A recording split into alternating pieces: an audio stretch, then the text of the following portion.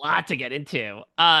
So we got to start with this final gesture we get from you. This decision to tell Teeny that the jig is up, my idol is fake. And what's so interesting is it continues to complicate this already complicated relationship, sends them into a bit of a tizzy as to, okay, is Genevieve being cards up with me, just kind of throwing in the towel, or is she trying to get me to believe it's fake so that they won't put the votes on her?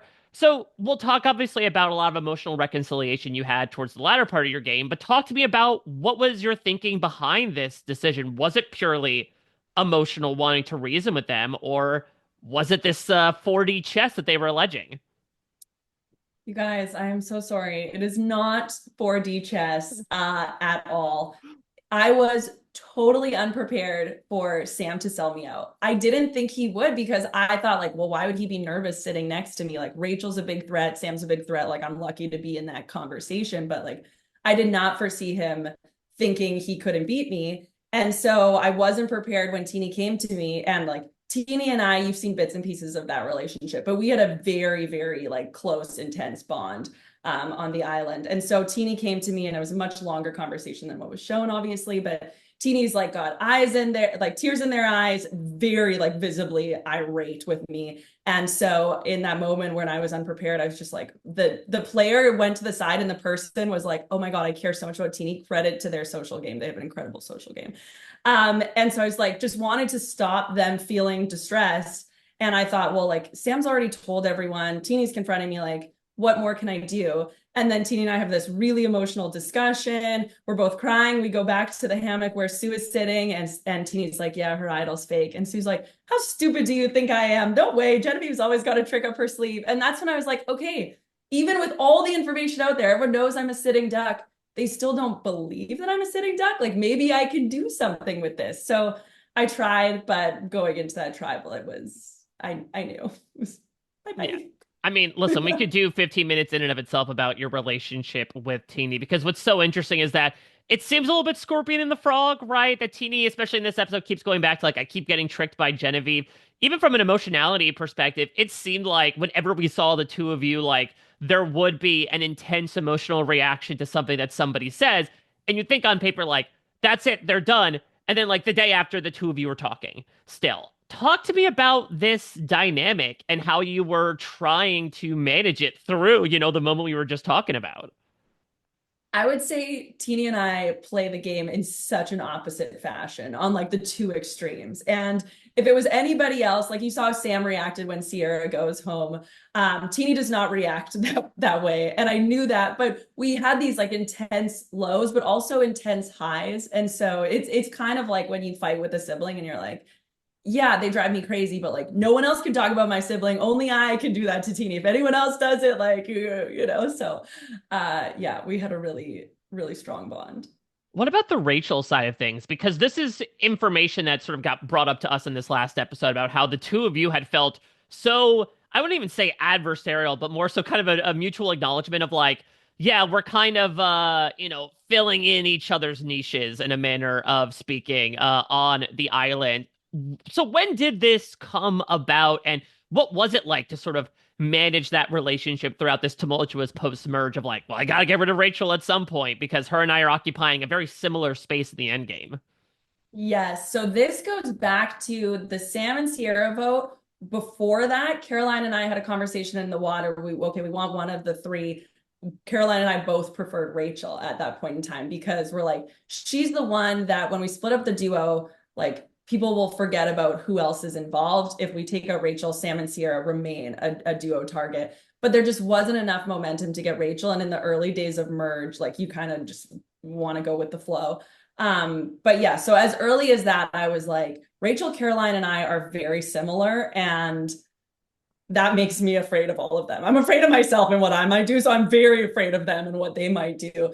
And so it started that early. And then it sort of progressed between like the underdogs and us being on the wrong side. And the conversation they show where I say, like, Rachel, let's get rid of the people who are just going to be occupying seats at the end.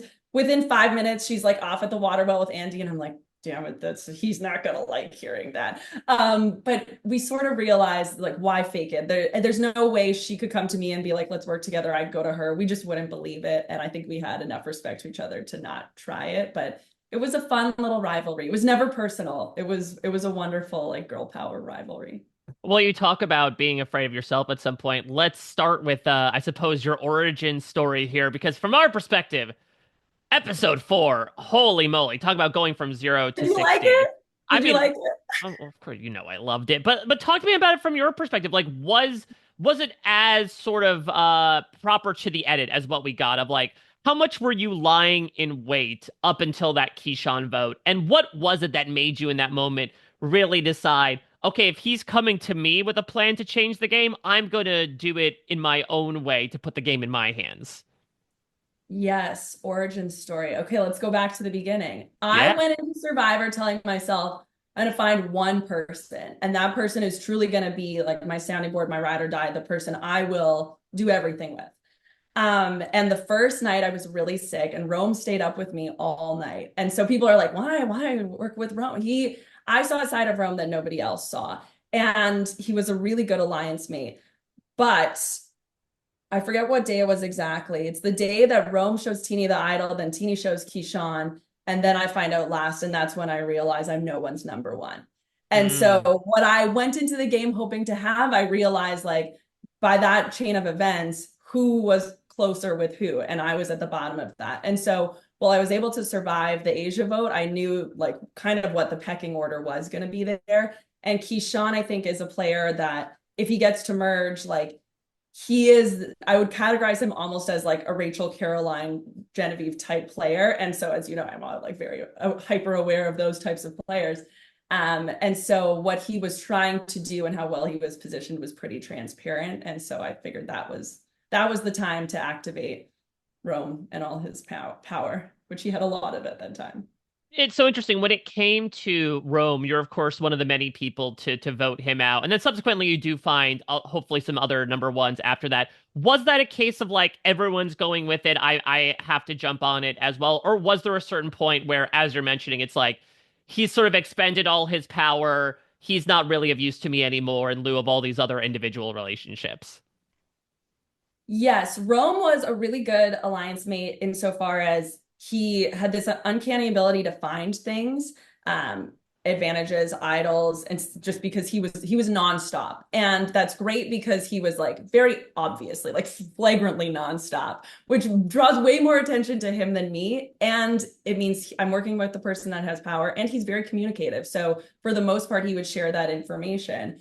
Um, but I also was aware that like that's a lot of chaos. And if there's a situation where he is safe, I'm going to be guilty by association. And so like the timing of when to let him go was important. But that was, I think, the time I wasn't going to put my neck on the chopping block at merge.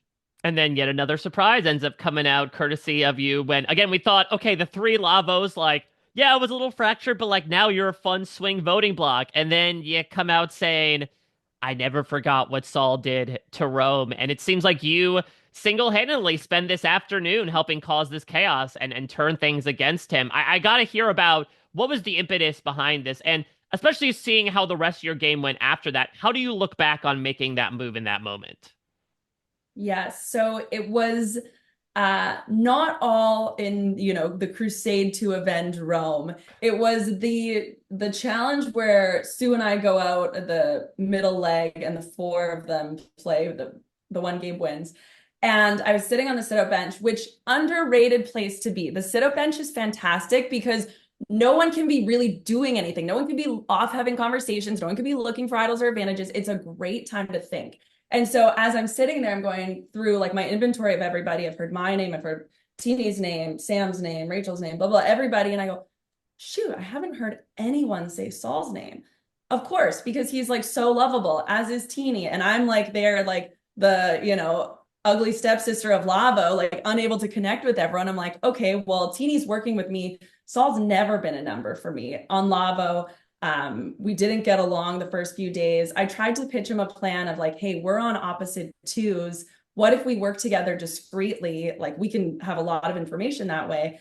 Within 10 minutes, he's telling Keyshawn, and then Keyshawn's telling me, I'm like, okay, so you don't want to work with me, like, notice received. But yeah, it had to be Saul because he was a danger to my game. And I don't think it was too soon at that point because I think there were still enough threats on the board, like Kyle, Gabe, Sam, that I could raise my threat level and be like a free agent, but not be the next one to go out.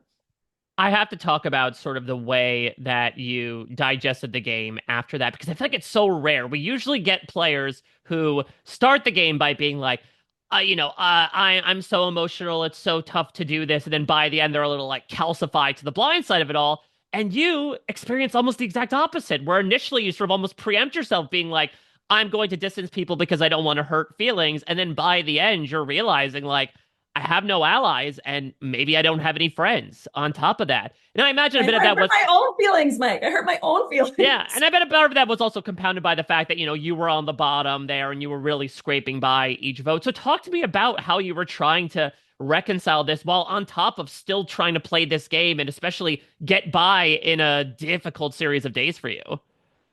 Oh my gosh. I wish I could explain. I wish I had like this beautiful answer of like, well, here's why that happened and here's how it wraps up and here's what I do next time. I have no idea, honestly. Like it's hard. I don't know how people manage to do it and like be close with everyone and then like betray and backstab them. It just throws off all of your like assumptions and variables of what people are going to do, and I think it clouds your judgment. And so like, well, I had way more fun playing the game. I definitely like my judgment suffered as I got emotionally attached to people. So I don't know, but it was so much fun playing with allies. Like it's way better to have friends. It really is. It just like I was unprepared for my friends to betray me at 5. At that point, I'm sure you were just thinking more so about surviving the day than maybe looking to the end. But let's say if you do survive this 5 vote, if people maybe believe the bluff, not bluff, and you make it to 4, I mean, was your plan to the point about allies simply like, I gotta win immunity or make fire and then I'm winning? Did you have like a set goal in mind of who you wanted to sit next to in the end? So by the time we got to 6, I was comfortable sitting next to, well, I really only felt confident sitting next to Sue and Andy, honestly. I didn't have like a perfect end game scenario. I was just going to scrap whatever way I could get there, which I think is a function of like I had influence but no authority in this game. I had no numbers with me aside from Sam, and we were the minority. So my strategy couldn't be long term and based on building things. It had to be very circumstantial based on like what was happening in that moment because I didn't have the infrastructure around me to do long term planning. But yeah, I don't know how it would have gone. Well, I only last know how it went. well, last quick thing I want to ask, perhaps looking forward to the future. Again, I mean, you learn so much about like how to approach this game from different perspectives throughout your 24 days. If you were given the chance to play again, what would be the headspace that you kind of walk in of this balance of Genevieve the player versus Genevieve the person? Oh my gosh. Well, I would want to find my Sam on day one because it makes it so much more fun. And my headspace would be, I think if I went back, I would try to just be more like Genevieve the person and hope that people who get hurt by decisions understand that it's just a game and it isn't personal. Because I think that's how I always felt about it is like it's just like, I don't want to say Catan on steroids because that does such a disservice to Survivor and like everything we work for, but like it's not personal, right? Like as soon as it's over and everyone can be friends. But I don't think everybody feels that way. Well, for what it's worth, I love Genevieve the player and Genevieve the person. It was so much fun getting to watch you really come into your own and experience these true highs and lows. And I'm one of many voices who definitely feel that way. And so I hope you're feeling the love today. And I always relish the chances that we get to talk, including right now. So thank you, as always, Genevieve, for offering such enlightening answers to this enigmatic game you got to play. This is so nice. Do you want to talk for the whole day? Like this Oh, well, is listen, you so know I'm nice. not going to turn down that offer. We'll take a rain check on that.